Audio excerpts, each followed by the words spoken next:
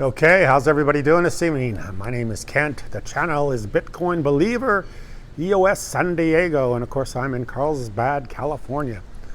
Actually at Town Center, if you know where that's at. It's about pretty much in the middle of Carlsbad, if you're along the coast. We call it a village. It's not a village, but that's what everybody calls it. They call it the village, but it's anything but a village. So that's where we're at. We're downtown Carlsbad by the village. So I want to talk a little bit about the digital currency that we're probably going to see very soon. In fact, someone was showing me this afternoon that the IMF is coming up with the digital coin. Of course, you got the Fed coin, the central bank digital currency coin, and you got a number of digital coins that are all getting ready to be launched very soon. And of course, we're hearing a lot of things about people saying how bad this is because, you know, every transaction is going to be on the internet, on the blockchain, so you'll be able to track your transactions. If the government feels like your carbon credits are getting too high, or you're using up too much resources, they may cut you back as far as what you can buy. So we're hearing all this kind of really scary stuff about digital currencies and how digital currencies are going to reveal everything we do, where we spend our money, what we do, and how this is going to be a transition that's not going to be good for a lot of people. And you know what they're saying is true. I mean, it's absolutely true. Digital currencies are trackable. You know, people can figure out what you're doing on whenever you sell or buy or do anything with digital currencies. My thing is that I believe that unless something really bad happens, like there is some sort of incredible thing pushing people into this, that it's not going to be widely accepted right away. So if you're scared about digital currencies right now, I'd be a little bit more patient with this, because I don't think it's happening immediately. I've been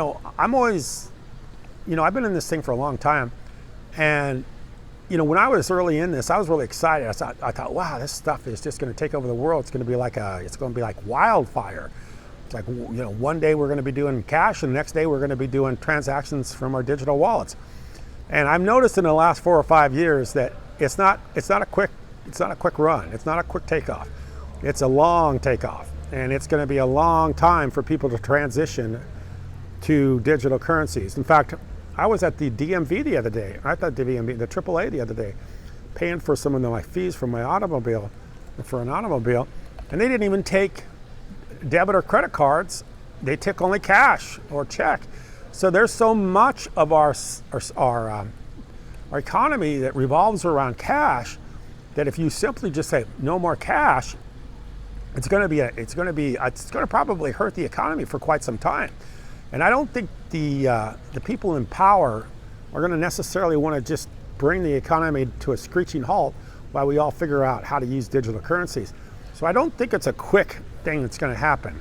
I think it will be a slow, gradual change. And I think as we change into digital currencies, they'll run the current economy alongside the digital currency. So you'll still be able to use your currency, you'll still be able to use the US dollar, but there'll be this digital currency in the background that everybody starts using. And I believe how that's going to operate is there'll be incentives to use the digital currency. So people aren't going to be forced to use the digital currency. They'll be like, you know, if you use this digital currency, guess what? You're going to get your, you know, maybe if you get a Social Security check or some other kind of check from the government, you're going to get it quicker. You're going to get it like the next day right away. So there's going to be incentives to use this, or there's going to maybe be, like they've done here recently with the giving you a subsidy check or some sort of a check because you know we've gone through COVID or we've gone through bad economic times, so they're going to give you some sort of a check to help you out.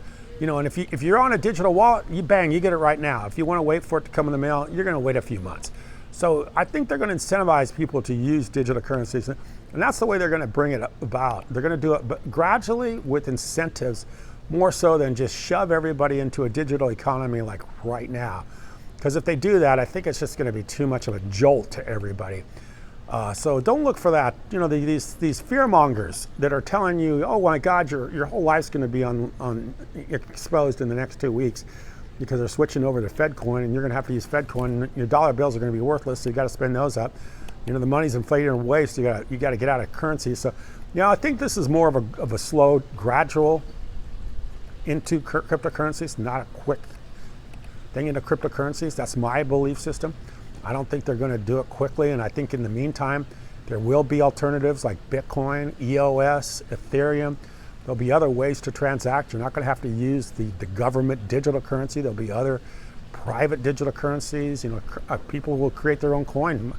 My wife was telling me Trump's thinking about creating his own coin. So there's going to be, it's not going to be just Fed coin or no coin. It'll be some other things. So that's kind of what I think. And the thing that's interesting to me right now is that, and I don't know if the IMF has it correct or not, but they say 70% of people in the United States right now are very concerned about their financial future, their financial position. So you got 70% of people right now that are really kind of freaked out about how they're doing financially. So that's just a very golden opportunity when you got people in fearing that they're not going to be able to make it, or they're not going to be able to pay their bills or pay their rent or do whatever they need to do. That now you have this system in play.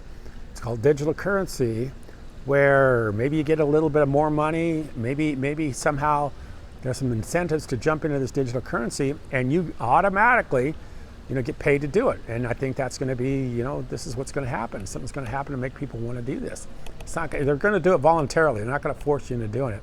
One of the things that was interesting to me, I was watching some videos here recently, and with all the, you hear that people are really upset in Russia over the war in Ukraine, Putin's war in Ukraine. They're really upset about it.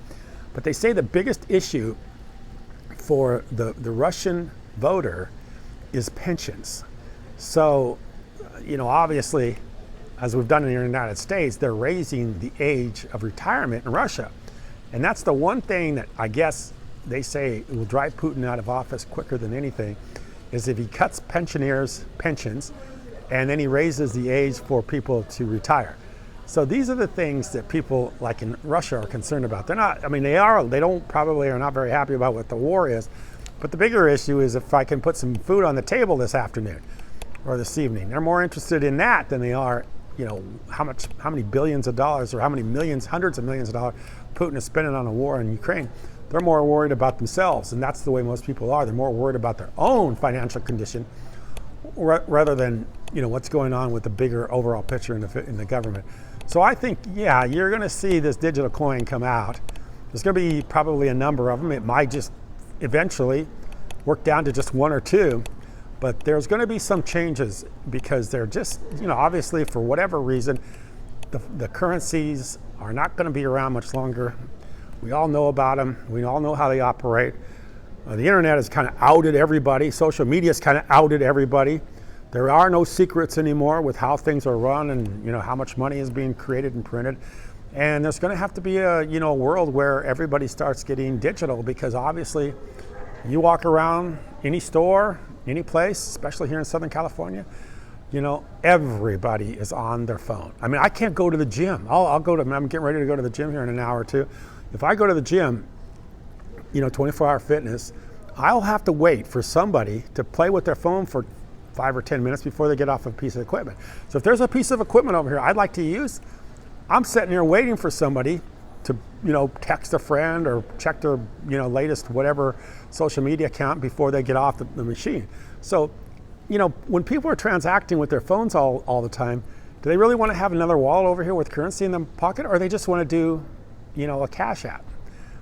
Or they want to do, some other kind of app that just transfers money back and forth without having to go through the process of, getting my wallet out and paying for it, or making sure I got the money in my bank account, or getting online and checking how much money I got in my Wells Fargo or Bank of America bank account. We'll just do it all internet through my apps. And the reason I mentioned Cash App is because the founder was recently stabbed to death up in San Francisco. And that's kind of an interesting story all by itself. Maybe I'll make a video about that one night. So anyway, because I don't think they've found anybody. Well, maybe they did find somebody, a suspect, that did that. But that was a very interesting thing. You have to wonder if it was somebody did it because it was just a random act of violence, or if there was something going on besides just the fact that he was, at the wrong place at the wrong time. We'll see. But it's very interesting. Here's a guy that created one of the biggest money transfer systems on the internet, which was Cash App. And he was killed in San Francisco not too long ago. So anyway, a lot of stuff going on. So there'll be interesting times ahead. In the meantime, I think, we will accept, that's just inevitable, that the things are going to go digital. And of course, all the governments pretty much around the world have pretty much accepted that and stated that. So I appreciate you watching. Thank you.